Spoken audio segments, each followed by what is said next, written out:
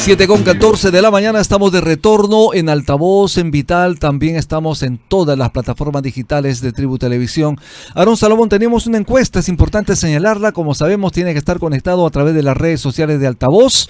Estamos también en la cuenta de X y si nos buscas en YouTube, como tiene que estar también, estamos como Altavoz Noticias, lo repetimos, estamos como Altavoz Noticias, te invitamos a suscribirte. Así es, la pregunta en nuestra cuenta de X es si está a favor o en contra de que el Perú se retire del Sistema Interamericano de Derechos Humanos. A favor 86%, en contra 14%. Todavía no se cierra la votación, obviamente, vamos a seguir esperando, obviamente lo diremos luego al final del programa cómo ha quedado. Estamos ya con el doctor Víctor García Toma, ex ministro de Justicia, ex presidente del Tribunal Constitucional. Buenos días, doctor. Rupi, Aarón, buen día, doctor. Saludarlo. Buenos días. Muy buenos días. ¿Qué le parece a usted? Bueno, ayer el Congreso de la República le dio luz verde, no voto de confianza al gabinete Arana. ¿Cuál es su primera reacción al respecto? Yo diría que con resignación se ha hecho lo correcto. ¿Con resignación? Sí, con resignación. No nos generamos mayores expectativas, pero necesitamos transitar este último periodo con todas las garantías de que el proceso electoral pueda llegar a puerto y tengamos el próximo año un nuevo gobierno, ¿no? Esa es la idea. Ese es el costo, digamos, de otorgar esa... ¿Y debería existir este voto de confianza? Porque es un voto de investidura, ¿no? Bueno, ya no existe a partir del próximo... Claro, es lo último. Sí, es el último gabinete. No, ya no tenía sentido, ¿no? No tenía sentido. Eso fue, digamos, una forma de justificar el cambio de la Constitución del 79 al 93, ¿no?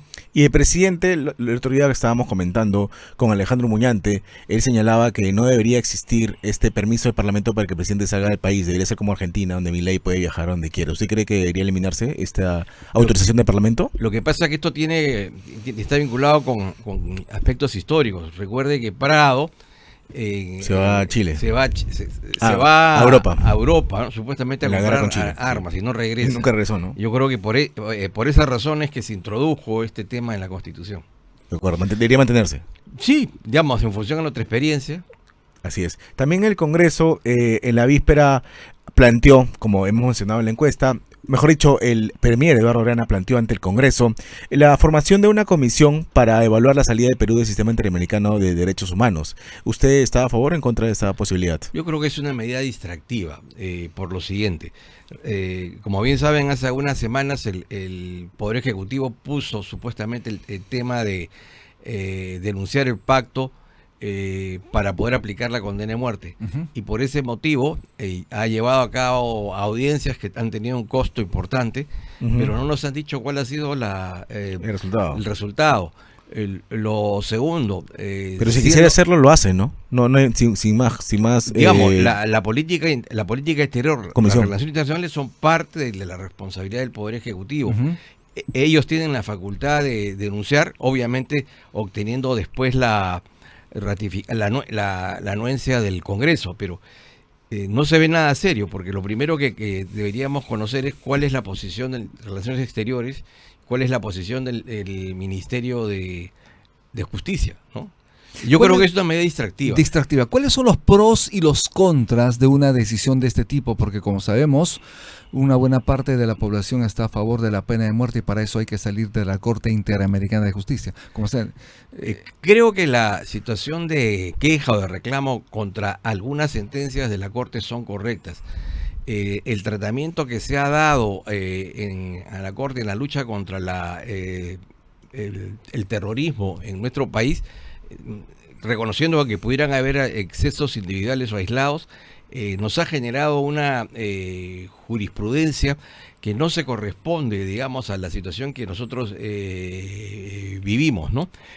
En esa línea creo que hay una jurisprudencia de la Corte que genera una suerte de aspereza. Lo segundo, que hay una intromisión en ciertas políticas sociales que no es facultad del sistema interamericano, ni tampoco pueden crear nuevos derechos. Sin embargo, ya situados en el aspecto, por ejemplo, del debido proceso o los temas laborales, la Corte ha cumplido con su tarea. Y solo para poner, digamos, en la balanza lo positivo y lo negativo. Hoy el sistema judicial está en crisis. Ujú. Nadie puede asegurar que una carpeta fiscal que se abre o una carpeta fiscal que se cierra es objeto de una actuación funcional transparente, objetiva, sin ningún subterfugio político.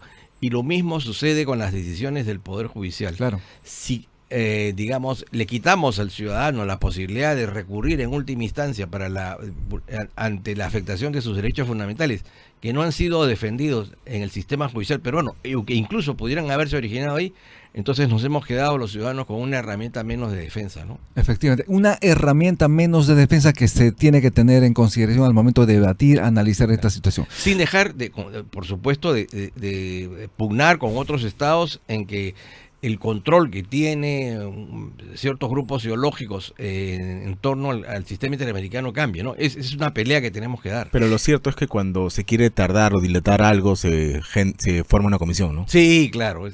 Por eso decía que es un mecanismo de distracción, ¿no? Es un mecanismo de tracción. ¿Qué países no están en ese sistema interamericano? Digamos, de los 27 que hay en el continente, 22 han firmado la carta. Han suscrito esa Han carta. suscrito. Digamos, de los que se han apartado, Trinidad, Tobago y Venezuela. Digamos, no estaríamos en buena compañía, ¿no? Y Estados Unidos y Canadá. Ellos no forman parte del sistema. Ujú.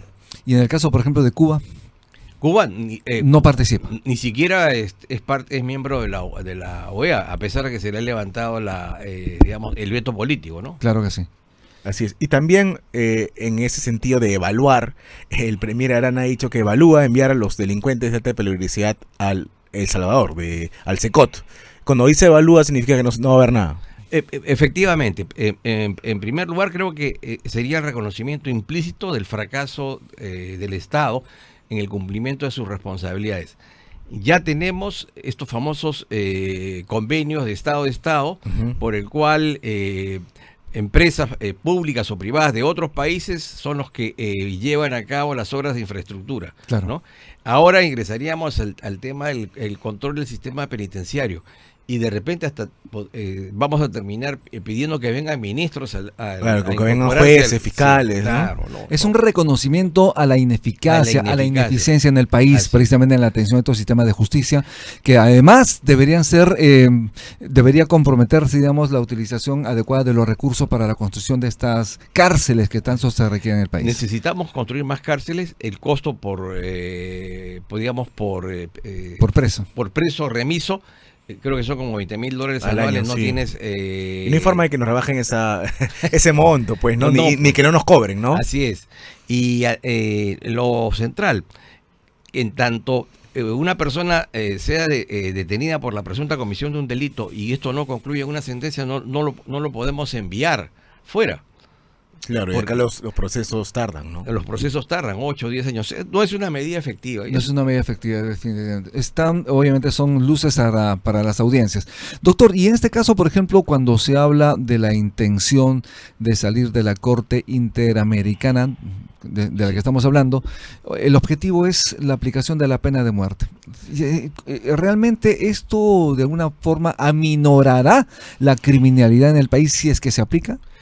En primer lugar, significa no tomar en cuenta que tenemos un problema hoy que tenemos que resolver hoy. La supuesta aplicación de la condena de muerte se da después de concluido un proceso. Y en el Perú un proceso no dura menos de 8 o 10 años. Nosotros no vamos a esperar 10 años para... Efectivamente. En segundo lugar, la pena de muerte no puede aplicarse para cualquier delito, ¿no? Son los delitos mucho... Como violación a menores de edad, por Claro, ejemplo, ¿no? exacto. Y una clara muestra de que no necesariamente se tiene que aplicar la pena de muerte es que en El Salvador no existe la pena de muerte, ¿no? Así es, claro. Para combatir la delincuencia, digo, ¿no? Para, digamos, ¿qué es lo importante del modelo salvadoreño? Yo creo que no es el programa, porque el programa es discutible en función a los derechos humanos, sino que ya ha habido un liderazgo, ha habido una dirección, ha habido una determinación. Y eso es lo que le falta a este gobierno, ¿no es cierto? Alguien que lidere la lucha contra la inseguridad y que se dote de un equipo competente y decidido. Aquí estamos cambiando cada semana a los ministros del Interior, al jefe de la DIN, y entonces evidentemente no hay seriedad. También es un anuncio para las tribunas nuevamente el señalar que podría aplicarse la pena de muerte en el país. Obviamente hay sectores que considerarían que la aplicación de la pena de muerte podría de alguna manera frenar la criminalidad, pero ¿realmente esto frena la criminalidad en los países donde sí se aplica? Los estudios demuestran que la pena de muerte no es disuasiva. No es disuasiva. Digamos, hay estudios que se plantea de que es una medida que corresponde al acto cometido, ¿no? Esa es otra cosa. Pero que no va de alguna manera a alterar el mapa de la delincuencia. Eso no lo va a cambiar. No lo va a cambiar. Eso no se cambia aplicando la pena de muerte. ¿Qué países aplican la pena de muerte en este momento? China, por ejemplo, en algunos estados de la Unión Americana. Estados Unidos también. Sí, exacto. Estados Unidos.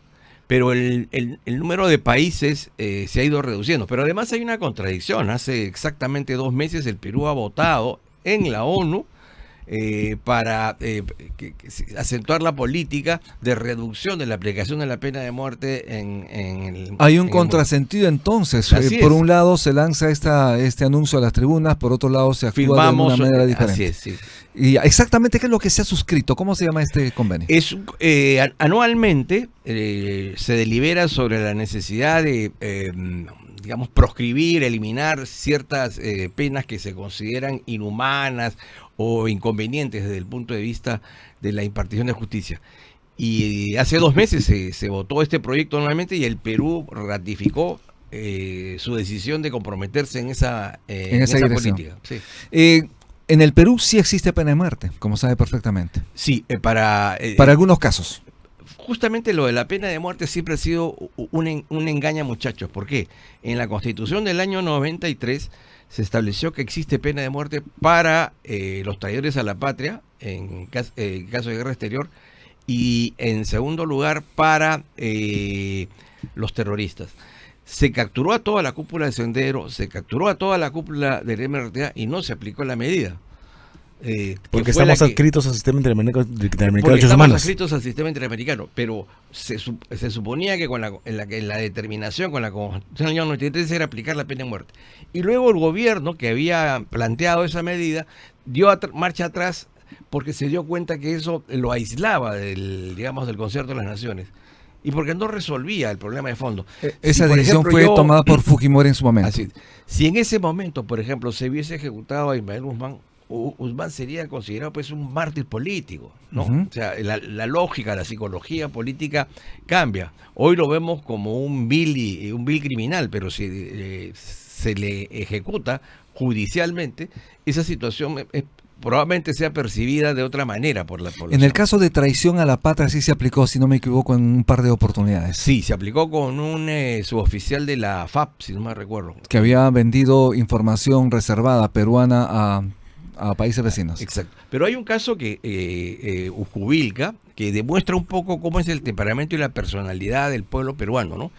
Ujubilca fue un individuo que raptó, violó y luego mató a una niña en Chota. Fue capturado y llevado literalmente casi a pie hasta Cajamarca. La gente lo quería linchar, etcétera, etcétera. Había muchos tumultos, la gente se quería hacer justicia por su propia mano. Fue condenado a 25 años, el fiscal no apeló.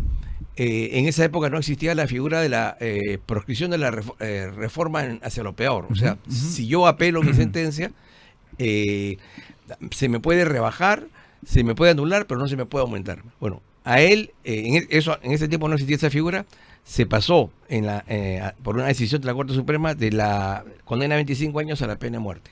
Y esos mismos que los querían linchar cambiaron de posición. Empezaron a decir, si quieres ir al paredón que te defienda Baleón, porque era el abogado. Le echaron la culpa de esa muerte. Y hoy Ujubilca es un santo popular.